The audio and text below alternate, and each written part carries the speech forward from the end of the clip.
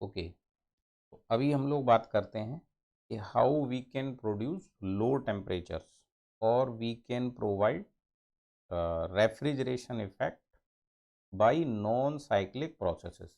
तो कौन कौन से ऐसे नॉन साइक्लिक प्रोसेस हैं जिनसे हम लो टेम्परेचर अचीव कर सकते हैं या रेफ्रिजरेशन का प्रोसेस किया जा सकता है। ठीक है, तो हेडिंग डाल दो, production of low temperatures bye non cycling process. अभी इसमें लिखो,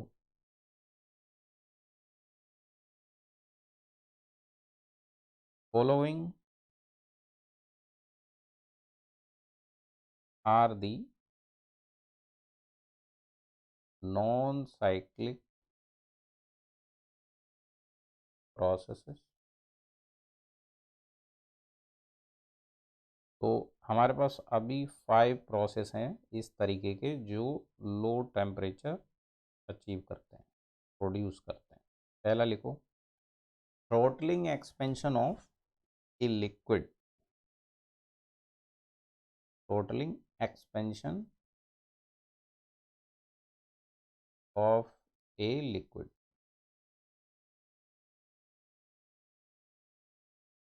with flashing।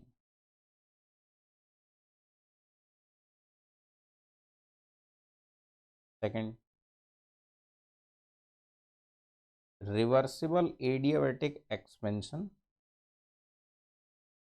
Reversible adiabatic expansion of radial gas. तीसरा लिखो, irreversible adiabatic expansion of a real gas. Next, fourth लिखो, कितना हो गया 3। फोर्थ लिखो, थर्मो इलेक्ट्रिक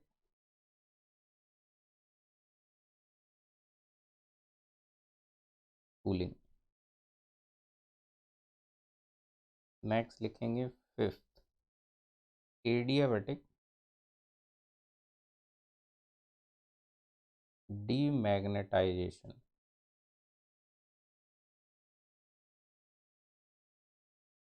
एडियाबैटिक डीमैग्नेटाइजेशन। ठीक है, so these are the 5 non-cyclic processes by which you can produce low temperature or you can achieve low temperature in any space। ठीक है, तो वन बाय वन अब इनको हम लोग समझते हैं इन डिटेल। तो फर्स्ट हेडिंग डाल दो, throttling expansion of a liquid with flashing.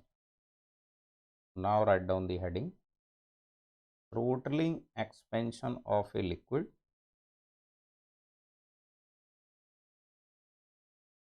with flashing।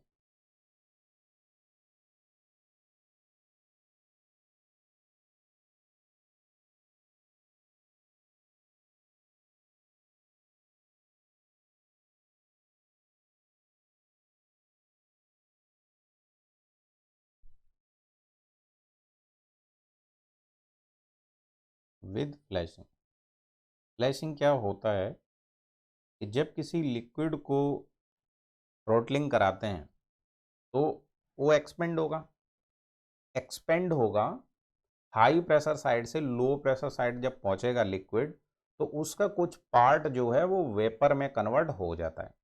ठीक है, तो एक्सपेंशन डिवाइस से पहले वो लिक्विड फॉर्म में रहता है पूरा, और एक्सपेंशन डिवाइस से निकलने के बाद लिक्विड प्लस वेपर कुछ पार्ट उसका वेपर में कन्वर्ट हो जाता है। जो पार्ट वेपर में कन्वर्ट हो जाता है उसको बोलते हैं फ्लैशिंग, हो गया फ्लैशिंग। ठीक है, तो जब वो एंटर करता है एक्सपेंशन डिवाइस में तो पूरा का पूरा सैचुरेटेड लिक्विड के फॉर्म में रहता है। ठीक है, तो जैसे हमारा ये वेपर डोम रहता है फॉर दी प्योर सब्सटेंस, तो यहाँ से मान लो आपने स्टार्ट किया, यहाँ ये प्योर, ये वाली लाइन क्या है, ये सैचुरेटेड लिक्विड लाइन है, यहाँ से ये स्टार्ट होगा और ये हाई टेम्परेचर लाइन है, sorry high temperature and high pressure line है, और लो प्रेशर पर जब पहुंचेगा यहाँ पर तो वो डोम के अंदर चला जाएगा। यहाँ पूरा लिक्विड रहता है, यहाँ पूरा वेपर रहता है, अंदर क्या होता है लिक्विड प्लस वेपर।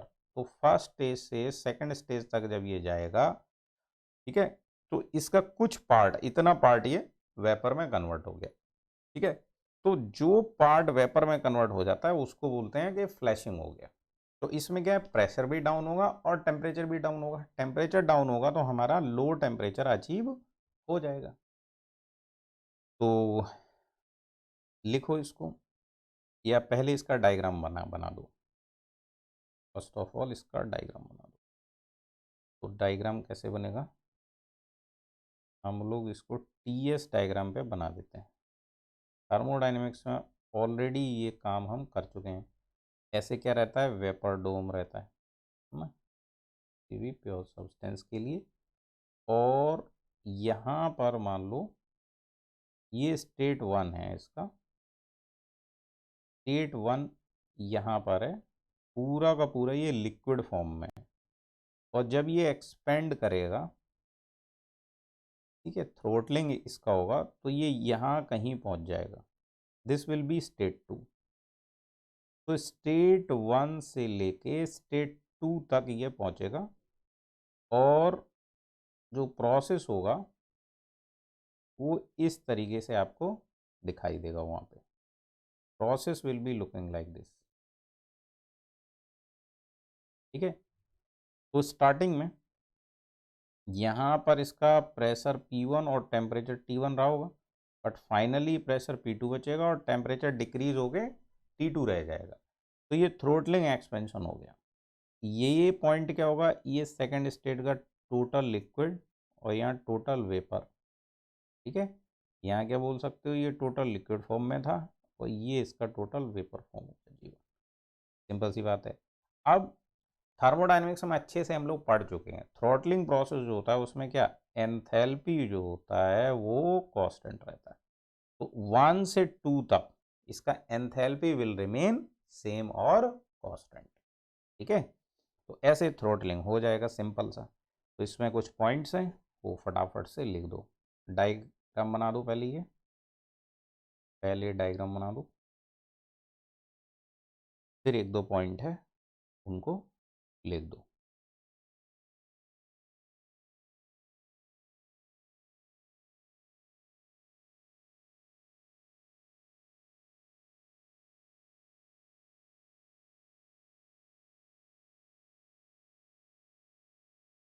डायग्राम बना दो फटाफट।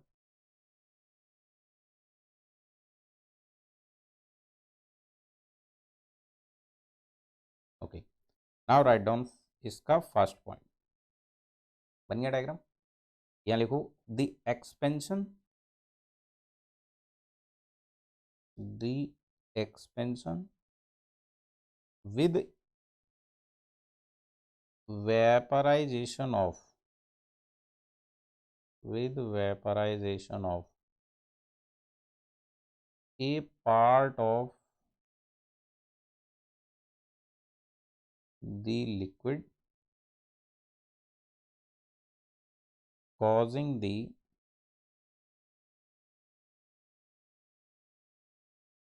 low temperature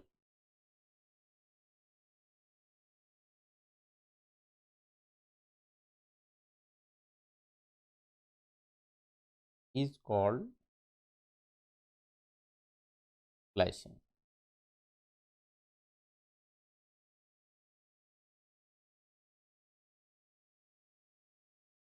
is called flashing। Next point में लिखो, during the process pressure decreases, specific volume increases, entropy increases and temperature decreases। okay, thus cooling occurs।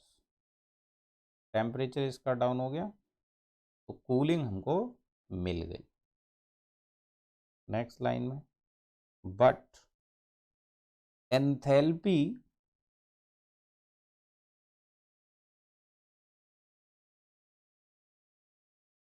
H1 equal to H2 remains constant, remain constant. Okay अब देखो यहाँ पर stage 1 पर तो ये पूरा का पूरा लिक्विड फॉर्म में है ना, यहाँ स्टेज 1 पर ये पूरा पूरा लिक्विड फॉर्म में है, बट स्टेज 2 पर ये लिक्विड फॉर्म में नहीं है। ठीक है, तो स्टेज 1 पर जो इसका एंथैल्पी होगा वो क्या होगा, इसके पूरे पूरे लिक्विड फॉर्म के बराबर होगा, सिर्फ HF1 के बराबर हो जाएगा। बट H2 जो होगा उसमें क्या होगा, कुछ लिक्विड पार्ट है प्लस X2 टाइम्स Fg2, ये इसका फॉर्मूला बनता है। क्या सुनो, ये थर्मोडायनेमिक्स में डिटेल में पढ़ चुके हैं, तो बार बार इनकी इतनी ज़्यादा टेंशन नहीं लेंगे। अब हम ये सब हम जानते हैं फॉर्मूला कहाँ से आया है और इसका क्या मतलब है, और इसका जो वॉल्यूम है मतलब स्पेसिफिक वॉल्यूम है वो V1 से V2 बड़ा होगा। तो ये भी ऐसे ही बन जाएगा फॉर्मूला X2VFG2, ये दो फॉर्मूले हो गए। तो सीधी सी बात है, जब एक्सपेंशन होता है with vaporisation of part of a liquid तो लो टेम्परेचर अचीव होता है। तो इस प्रोसेस में क्या फ्लैशिंग भी बोलते हैं, थोड़ा पार्ट जो कन्वर्ट हो जाता है वो फ्लैश हो गया, फ्लैश। दूसरा लिखो, reversible adiabatic expansion of ideal gas. Ideal gas की हम बात कर रहे हैं, तो reversible adiabatic expansion of the ideal gas, तो वो कैसे होता है बाबा, वो होता है ऐसे। अगर हम पीवी डायग्राम पर रिवर्सिबल एडियाबैटिक एक्सपेंशन बनाएं तो उसका डायग्राम ऐसे बनता है। ठीक है, this is the expansion from state 1 to 2। ठीक है, ऐसे एक्सपेंशन होगा, यहाँ से स्टार्ट हुआ यहाँ तक हो रहा है रिवर्सिबल एडियाबैटिक एक्सपेंशन। ठीक है, तो इस प्रोसेस 1 से 2 में क्योंकि एक्सपेंशन हो रहा है तो कुछ वर्क भी अचीव होगा। तो वर्क क्या अचीव होगा इसमें, पहली बात तो देखो ये प्रोसेस कौन सा हो जाएगा, रिवर्सिबल एडियाबैटिक प्रोसेस का डिनोट कैसे करते हैं, PV power gamma equal to C. ये सुनो, और इसको बोला जा रहा है रिवर्सिबली करा रहे हैं, रिवर्सिबली।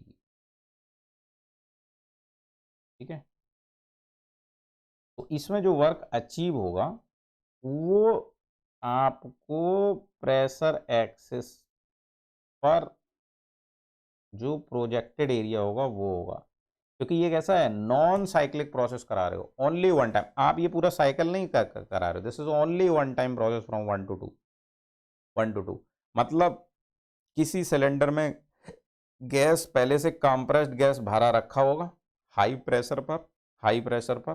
ठीक है, और उसको आप किसी एक्सपेंडर पर गिरा रहे होगे, जैसे कि टरबाइन, जैसे कि टरबाइन इस पे गिराया, टरबाइन में जाके यहाँ हाई प्रेशर है, यहाँ टरबाइन में जाके एक्सपेंड करेगा, उसका प्रेशर डिक्रीज कर जाएगा, प्रेशर डिक्रीज कर जाएगा तो उसका टेम्परेचर भी डिक्रीज कर जाएगा, टेम्परेचर डिक्रीज कर जाएगा, उससे आपका कूलिंग इफेक्ट मिल जाएगा।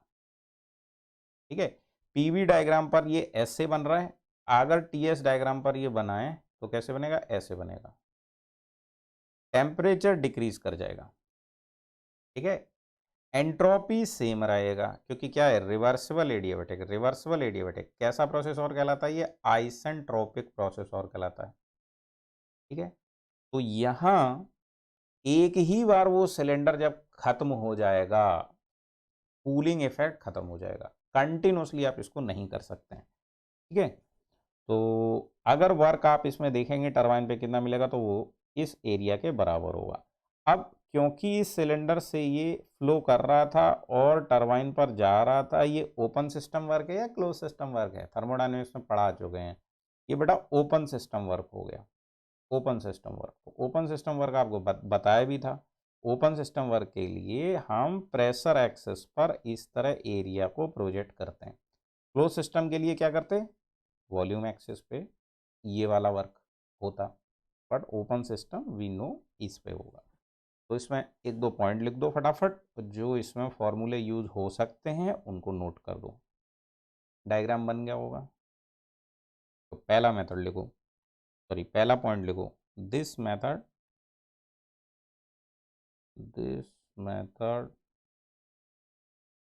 is used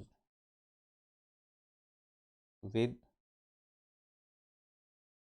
permanent gases as air, मतलब उसका फेज चेंज नहीं होता है, ठीक है। The gas initially compressed and then expanded in an adiabatic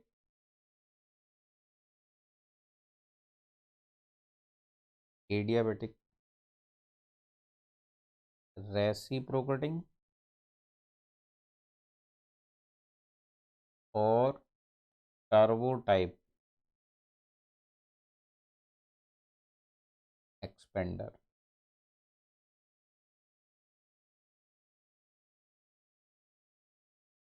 turbo type expander, reciprocating मतलब पिस्टन सिलेंडर वाला अरेंजमेंट, उसमें भी अगर गैस एक्सपेंड करेगा तो भी टेम्परेचर डाउन जाता है। अदरवाइज टर्बो टाइप एक्सपेंडर मतलब टरबाइन का यूज़ कर लें हम, है ना, उससे वर्क निकाल लें।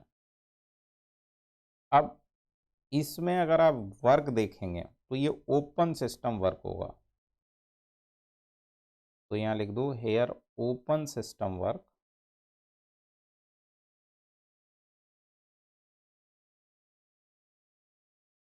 is obtained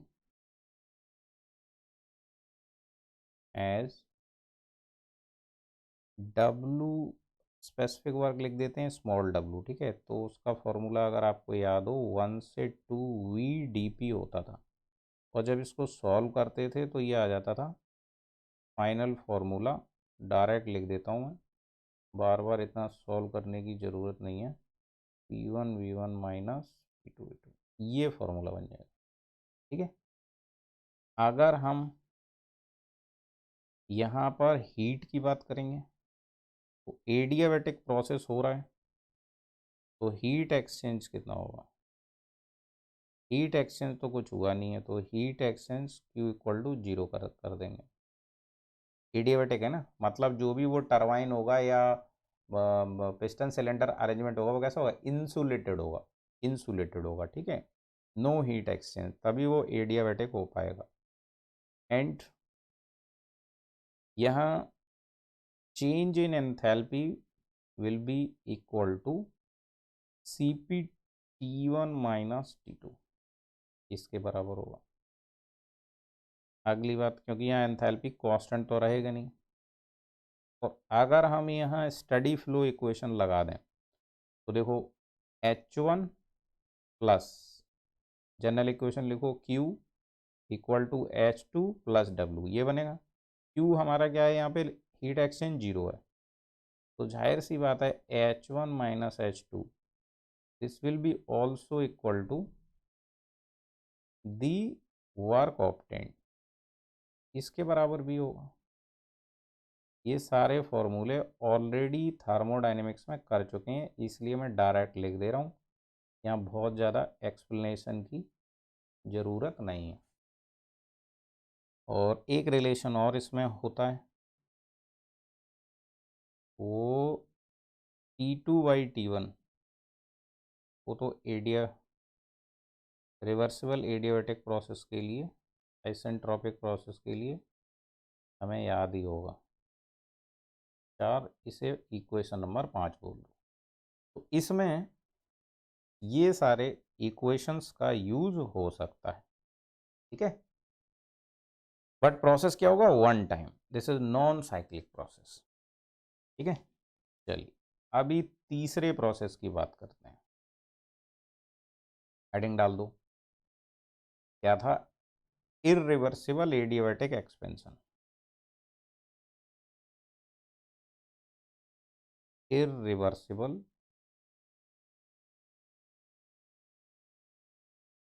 adiabatic expansion, okay, of a real gas, of a real gas, ठीक है। तो रियल गैस के लिए प्रोसेस कैसा हो जाएगा, इरिवर्सिबल हो जाएगा। इरिवर्सिबल में जो हमारा प्रोसेस है उसमें क्या चेंज आएगा वो देखो। यहाँ पर हम जानते हैं जब आइडियल गैस था तब हमारा जो टेम्परेचर था वो एंथैल्पी कांस्टेंट रहने से सेम रहेगा। बट रियल गैस के लिए टेम्परेचर इंक्रीज भी कर सकता है, डिक्रीज भी कर सकता है और सेम भी रह सकता है। ये किस पे डिपेंड करता था, जूल थॉमसन एक्सपेरिमेंट। ये भी हम लोग डिटेल में कर चुके हैं थर्मोडायनेमिक्स में, जूल थॉमसन एक्सपेरिमेंट, ठीक है। उसमें जूल थॉमसन कर्व मिलता था वो, ठीक है, इस तरीके वाला। तो उसमें 3 जोन रहता था, ये एक तरफ जूल थॉमसन कोएफिशिएंट पॉजिटिव रहता था, निगेटिव रहता था और जीरो रहता था, ठीक है। तो उसके बेसिस पे हमने वहाँ सीखा था कि जब इरिवर्सिबल एडियाबैटिक एक्सपेंशन होगा तो टेम्परेचर रियल गैस का इंक्रीज भी कर सकता है, डिक्रीज भी कर सकता है और सेम भी रह सकता है। डिपेंड करेगा उसके चेंजेस पे कि आपका इनलेट और आउटलेट तक कितना प्रेशर चेंज है, कितना टेम्परेचर वेरी कर सकता है, ठीक है। तो इसमें लिखो, the initially compressed gas, the initially compressed gas is expanded irreversibly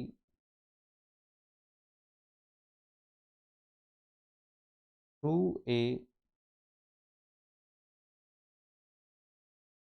throttle device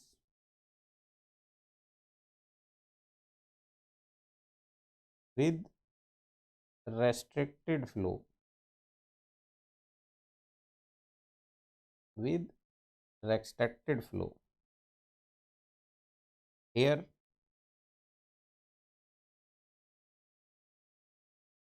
enthalpy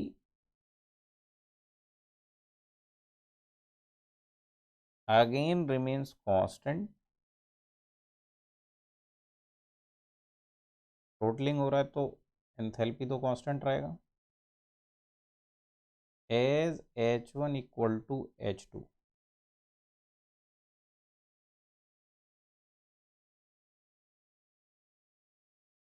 and temperature also remains same,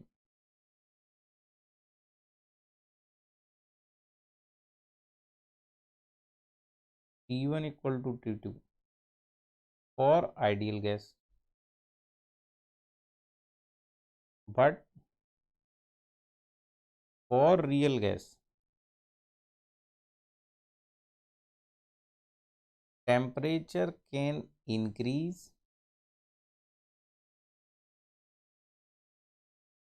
decrease or remain same,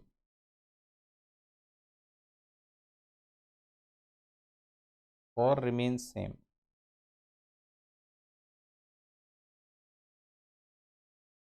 same as per Joule Thomson experiment.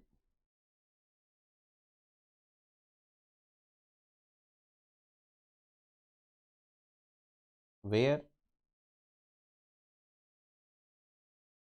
Joule Thomson coefficient याद है, del T by del P at constant enthalpy equal to mu J से इसको denote करते थे। ठीक है, तो ये जो था, ये अगर पॉजिटिव रहता था तो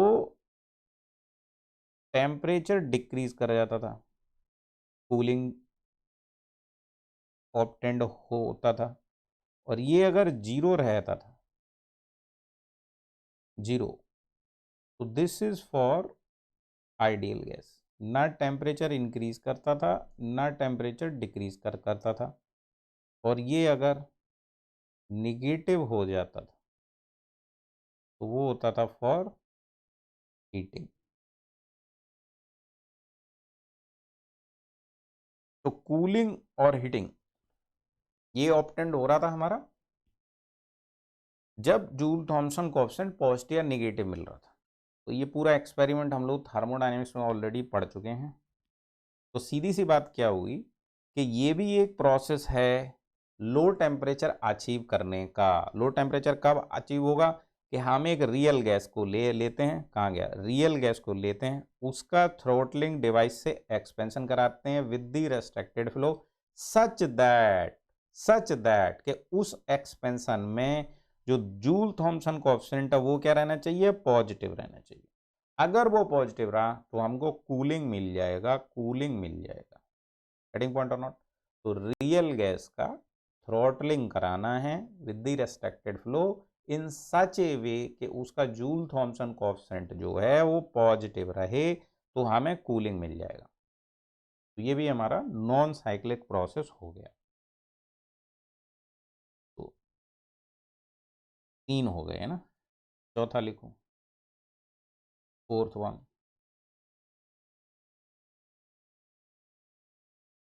thermo electric cooling. Thermo electric cooling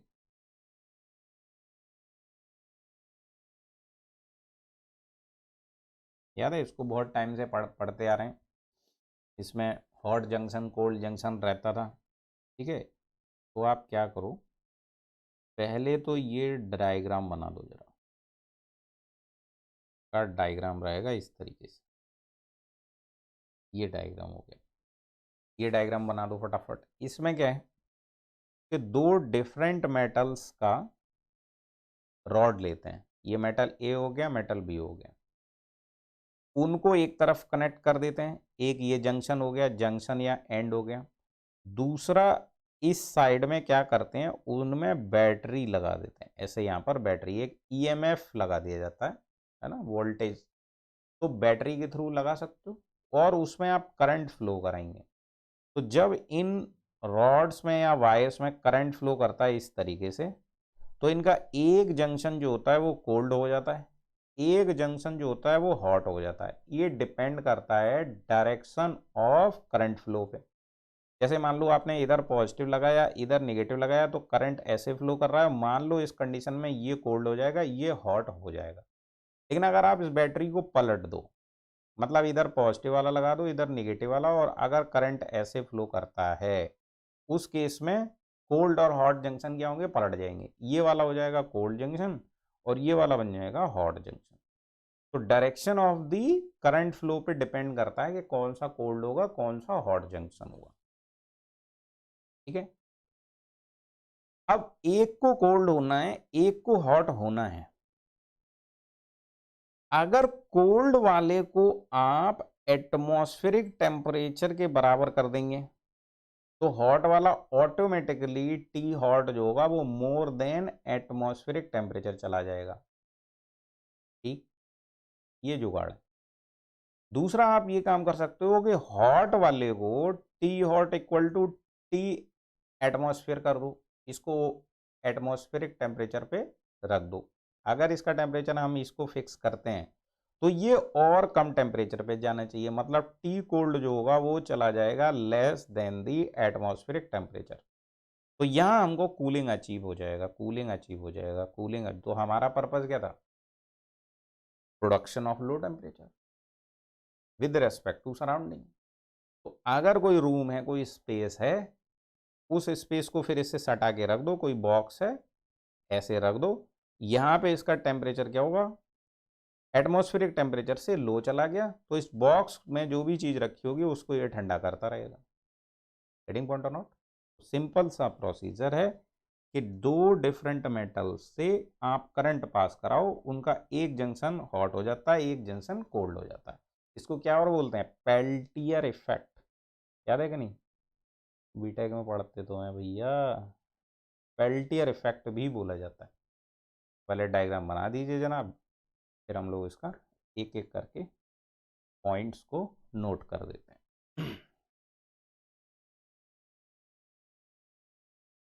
पहला पॉइंट लिखिए,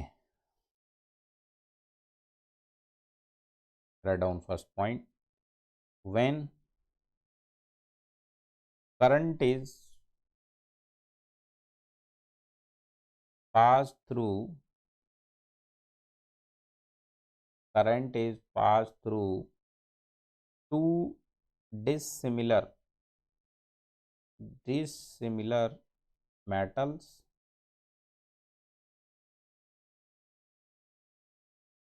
वायर हो सकता है और रॉड्स हो सकता है। One junction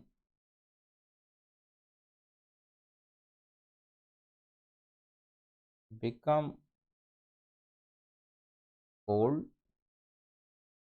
and other hot। एक जंक्शन उसका कोल्ड हो जाता है, एक जंक्शन उसका हॉट हो जाता है। Next point, the cold and hot junction depends upon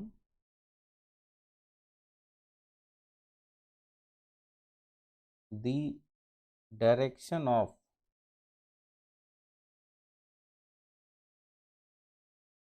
current flow.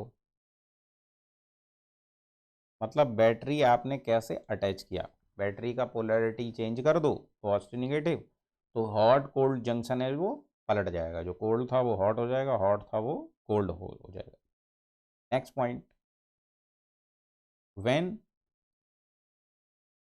Hot junction is kept at ambient temperature,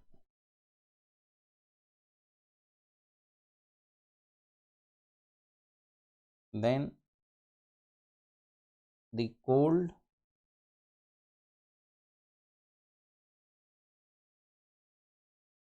junction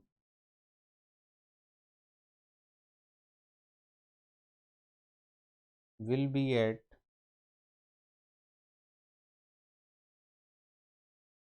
lower temperature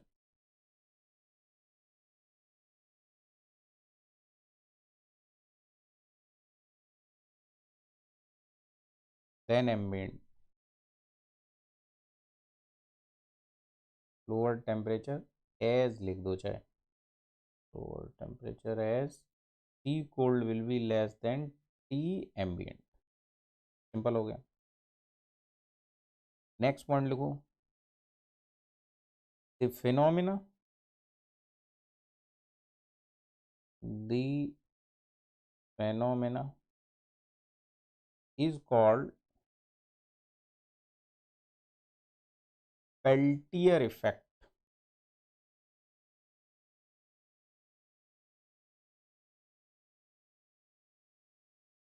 thermocouple भी बोलते थे इसको, है ना? Peltier effect, and the process is irreversible heat transfer।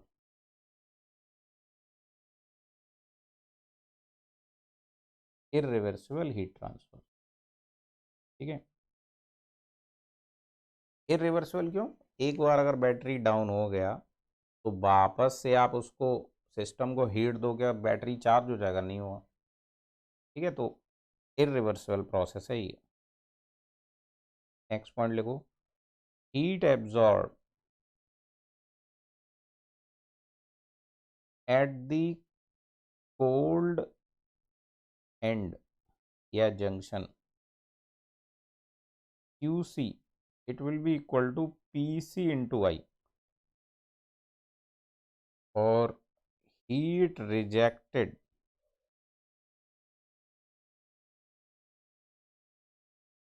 at the hot end होगा QH, it will be given by PH into I, where PC and PH are called Peltier coefficients।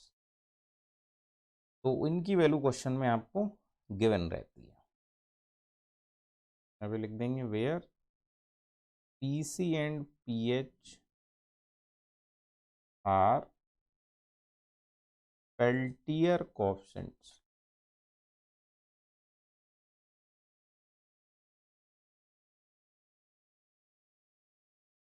And these are function of temperature, function of temperature, TC and TH। ठीक है, next point, from energy balance of system या for energy balance of system या energy balance equation, Q in होगा cold junction पर, Q out होगा hot junction से। जिसका hot junction होगा वहाँ से हीट जा रहा होगा एम्बिएंट में। ठीक है, और कोल्ड जंक्शन जो होगा जिस स्पेस को आपने कूल रखा है उससे वो हीट गेन कर रहा होगा।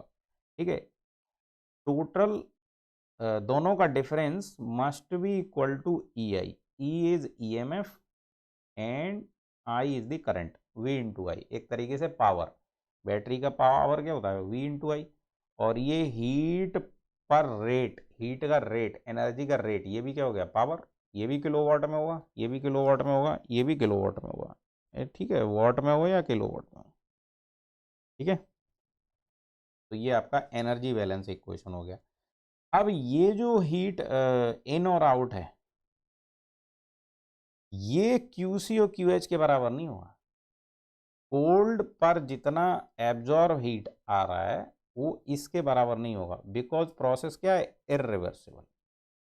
एग्जैक्टली उसके बराबर नहीं होगा। ठीक है, तो इन दोनों में डिफरेंस रहता है, because the process is irreversible. तो यहाँ पे लिखो where Q in and Q out are actual heat flow due to irreversible process। ठीक है, इररिवर्सिबल प्रोसेस। तो ओवरऑल स्टोरी आपको समझनी क्या है, इस पे क्या क्वेश्चन पूछ सकता है। इस पे सिंपल सा एक तो यही पूछ देता है मैचिंग वैचिंग में कि पेल्टियर इफेक्ट क्या होता है, क्या इससे हम लो टेम्परेचर अचीव कर सकते हैं कि नहीं कर सकते हैं। अगर करते हैं तो उसका डायग्राम वगैरह कई बारी दिया रहता है। ज़्यादा से ज़्यादा क्या होगा, आपको यहाँ ई की वैल्यू दे देगा, आई की वैल्यू दे देगा, क्यू इन एक्चुअल वाला दे देगा, आपको क्यू आउट पूछ देगा।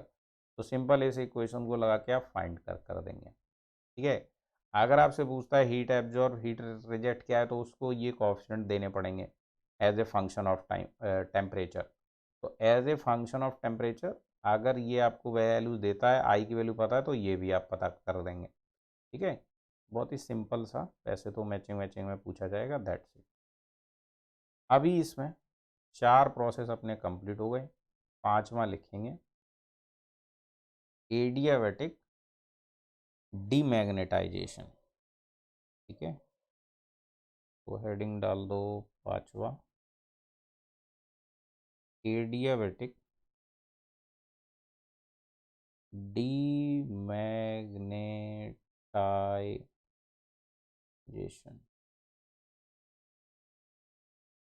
Adiabatic demagnetisation. अब इसमें किस तरीके से रहता है, तो इसका अपन पहले डायग्राम बनाएंगे। इसका डायग्राम जो है वो आप बना दो। फर्स्ट ऑफ ऑल ये डायग्राम बनेगा।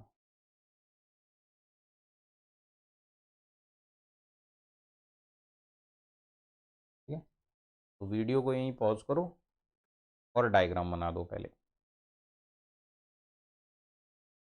डायग्राम जब बन जाए फिर सुनो क्या प्रोसेस रहता है। इसमें क्या होता है कि ऐसे एक ट्यूब लेते हैं, ट्यूब, ये ट्यूब है, ट्यूब के अंदर पैरामैग्नेटिक सॉल्ट रख दिया जाता है। पैरामैग्नेटिक सॉल्ट वो होता है जिसमें पैरामैग्नेटिक प्रॉपर्टी होती है, मतलब अगर उसको मैग्नेटिक फील्ड के अंदर रखा जाए तो उसमें भी मैग्नेटिक इफेक्ट जनरेट हो जाता है, तो उसका टेम्परेचर इंक्रीज या डिक्रीज करता है मैग्नेटिक फील्ड की हेल्प से। ठीक है, ये केमिस्ट्री वाली चीज़ें हैं, बहुत ज़्यादा इसमें अंदर घुसना नहीं है, सिंपल सा प्रोसेस मैं आपको बता देता हूँ। एक ट्यूब है जिसमें आपने पैरामैग्नेटिक सॉल्ट को रखा, उसके बाद उस ट्यूब के अंदर हीलियम गैस रहता है। क्या रहता है? Helium gas. ठीक है, हीलियम गैस को क्या करते हैं कि सक्शन करने लगते हैं, पंप से क्या करने लगते हैं, इसका सक्शन करने लगते हैं, सक्शन। तो गैस का जब प्रेशर डाउन जाता है तो उसका टेम्परेचर भी डाउन जाता है। ठीक है, तो इसको पहले सक कर करके एक लोएस्ट प्रैक्टिकल प्रेशर तक लेके जाते हैं। इक्वेशन क्या होता है? PV equal to M R T. Pressure को डिक्रीज करोगे तो टेम्परेचर डिक्रीज होगा। ठीक है, तो टेम्परेचर डिक्रीज करते करते इसका टेम्परेचर कितना ले आते हैं? 1 केल्विन। 0 केल्विन तो अचीव नहीं कर सकते ना, 0 kelvin can not be achieved, impossible है वो। थर्मोडाइनमिक्स में देखा था ना, सेकेंड लॉ के बाद थर्ड लॉ। तो एब्सोल्यूट जीरो टेम्परेचर अचीव करना इम्पॉसिबल है, तो हम इसको लोएस्ट कहाँ तक ले आते हैं? 1 केल्विन तक ले आते हैं, या जितनी हमारी नीड होगी। ठीक है, तो जब ये 1 केल्विन तक ले आए इसको, उसके बाद क्या होगा, इसमें मैग्नेटिक फील्ड अप्लाई करेंगे हम ऐसे एक्सटर्नल मैग्नेट्स की हेल्प से।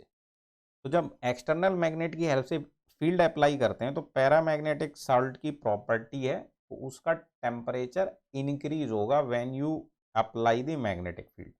तो वो टेम्परेचर जो इंक्रीज होगा उसको ये सराउंडिंग में लिक्विड हीलियम जो भरा हुआ है, लिक्विड हीलियम, पहले इसको आप 1 केल्विन पर ले आए थे तो ये भी ठंडा हो गया था और इसके कांटेक्ट में ये था तो ये भी ठंडा हो गया था। अब जब मैग्नेटिक फील्ड अप्लाई करेंगे तो इस पे हीट जनरेट होगा, उस हीट को ये ठंडा वाला लिक्विड हीलियम एब्जॉर्ब कर लेगा। ठीक है, एब्जॉर्ब कर लेगा तो ये फिर से ठंडा ही हो जाएगा, ये कूल बना रहेगा। उसके बाद क्या करते हैं, इस मैग्नेटिक फील्ड को स्विच ऑफ कर देते हैं। ठीक है, तो यहां पर लो टेम्परेचर अचीव हो जाता है, वेरी लो टेम्परेचर अचीव हो जाता है। ठीक है, फिर इस सिस्टम के कांटेक्ट में कुछ भी रखेंगे तो वो लो टेम्परेचर पर वो स्पेस रहेगा, बट ये एक ही बार का है। ठीक है, एक बार आपने यहाँ से सक्शन किया, एक बार इसको लो टेम्परेचर पर लेकर आए और उसके बाद मैग्नेटिक फील्ड को लगा के स्विच ऑफ कर दिया, फिर आप रखे रहो। बट धीरे धीरे धीरे धीरे क्या होगा, उस जो सराउंडिंग है वहाँ से हीट लीक करेगा, स्लोली स्लोली स्लोली स्लोली इसका टेम्परेचर फिर इंक्रीज कर जाएगा। तो है ये भी नॉन साइक्लिक प्रोसेस। ठीक है, रिवर्स करने के लिए वापस इसमें गैस भरना पड़ेगा, पूरे सिस्टम को फिर से बनाओ जैसे सिलेंडर में गैस भरना पड़ता है। ठीक है, और फिर से उसको सक करके फिर लो लेके जाओ, फिर उसको रखे रहने दो। तो ये चीज़ तो प्रोसेस है, तो इसको नोट कर देते हैं। डायग्राम आपका बन चुका होगा। चलो।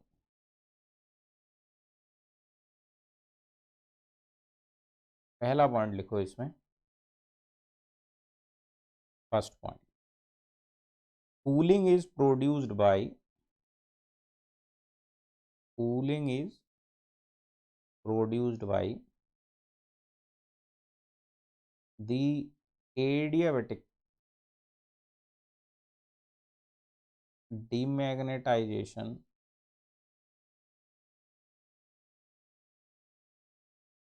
of a paramagnetic salt, which is suspended in a tube containing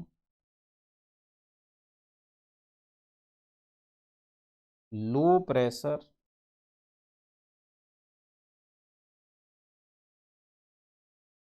helium,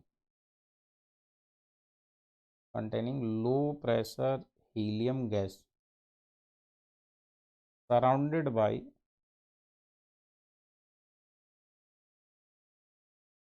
bath of liquid helium, liquid helium. Second point लिखो, first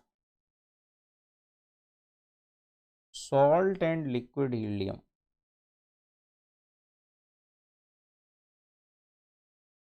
are cooled to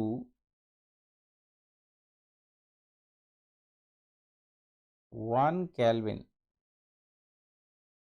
by suction of helium gas up to lowest practical pressure.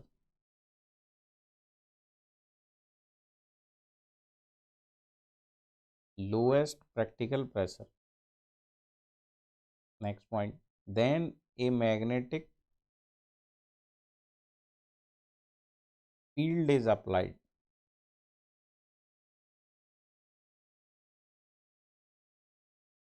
causing magnetization of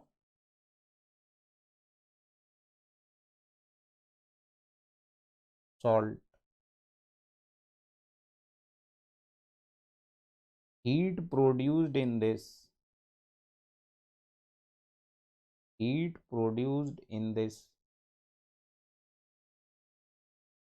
removed by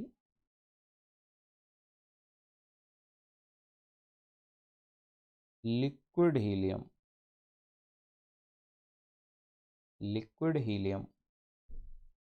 bath, then magnetic field is turned off. Magnetic field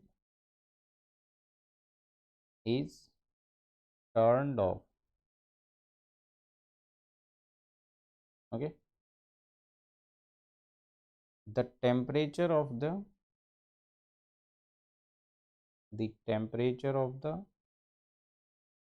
salt then decreases as a result of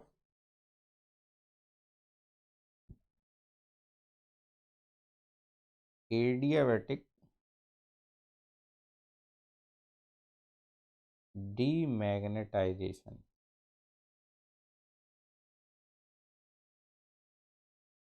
okay, तो finally क्या होगा कि जो salt का temperature है वो very low temperature achieve हो जाएगा। ठीक है, फिर इस पूरे सिस्टम को कांटेक्ट में जो भी चीज़ आप रखेंगे वो लो टेम्परेचर को अचीव कर लेगा। तो ये थे अपने 5 नॉन साइक्लिक प्रोसेसेस जिनसे हम लो टेम्परेचर को अचीव करते हैं।